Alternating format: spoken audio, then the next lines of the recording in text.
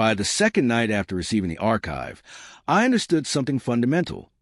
Whatever was behind these attacks did not exist only in files and testimonies. It existed in patterns of silence, in the way people avoided certain words, in how quickly official explanations appeared after every incident. As a journalist, I had learned to read between lines, but this was different. The archive seemed to anticipate denial. Entire sections were devoted not to the creature itself, but to containment, media suppression protocols, suggested language for local authorities, and psychological profiles of witnesses most likely to recant under pressure. One document, dated over 20 years ago, stated bluntly, public acknowledgement of anomalous predator events may cause rural destabilization. That sentence stayed with me. Rural destabilization. As if truth itself were the threat. I began calling the phone numbers listed in the witness files, starting with those marked cooperative. Many were disconnected. Some rang endlessly. A few answered and hung up as soon as I introduced myself. Then, late in the evening, one call went through. A woman in her 60s answered in a voice so quiet I had to lean toward the receiver. She told me she had been expecting my call ever since the killings returned to her village. She described her farm as it once was. No fences locked, animals grazing freely, nights filled with insects and wind. Then she described the morning she found her sheep arranged in a rough semicircle, all dead, all untouched except for 2 small holes at the base of their skulls. She said there was no blood, but there was a smell metallic and sweet, like rust warmed by the sun. When she reported it, officials arrived within hours, took photographs, collected soil samples, and warned her not to speak to anyone. They said it was dogs, she whispered, but dogs tear. They make noise. This was surgical. She told me she saw it once, weeks later, crouched on the roof of her shed, spine arched like an insect, eyes reflecting moonlight like glass beads. She said it looked at her the way a person looks at a tool, without fear, without emotion.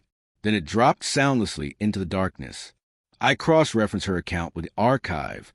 The details matched a redacted field report almost word for word, even the phrase surgical. That frightened me more than the creature itself. It meant the archive had been collecting statements and erasing the people behind them. The next day, I visited a rural veterinarian whose name appeared repeatedly in the files. He agreed to meet me only after closing his clinic. He showed me photographs he had never released, livestock with drained circulatory systems, organs intact, no evidence of tearing or chewing.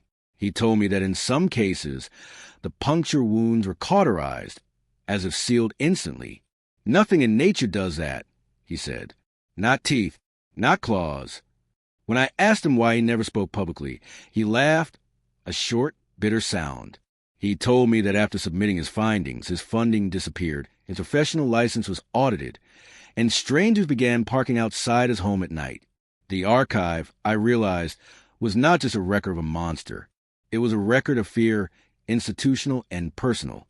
One particularly disturbing section traced the name Chupacabra itself. Contrary to popular belief, it did not originate as a joke or tabloid invention. Early references appeared in indigenous oral histories, describing a night leech that punished those who overbred animals or disturbed sacred land. Later, the term was adopted by locals trying to describe something they did not understand. The archive suggested that naming it made it easier to dismiss. Monsters belong in stories, not in policy briefings. But then came the audio logs. Field agents speaking in hushed tones about motion sensors triggered without visual confirmation, about thermal signatures that vanished mid-track, about something that learned the range of floodlights and stayed just beyond it. One log ended abruptly with shouting, then static. The final note attached read, team recalled, incident unresolved. That night, I noticed something outside my apartment window, scratches along the metal railing, shallow but deliberate.